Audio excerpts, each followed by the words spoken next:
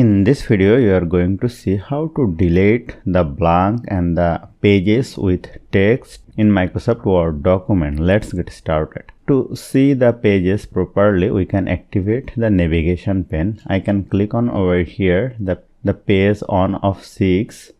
Click on over here, then you will see the navigation pane is activated. There is another way. Let us go to view and click on navigation pane. Here in pages section, you will see all the pages.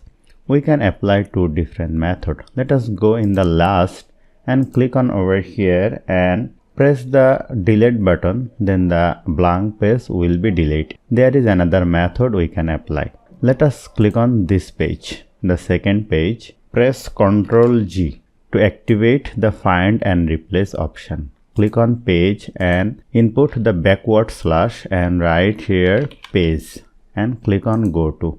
Then the page will be selected. Click on close and hit the delete button. Then the page will be deleted. You can apply this trick for the page where you have the text. Let us select the page number 3, press Ctrl G and select the page and type here backslash and page and click on go to. Click on close, hit the delete button, then it will be deleted.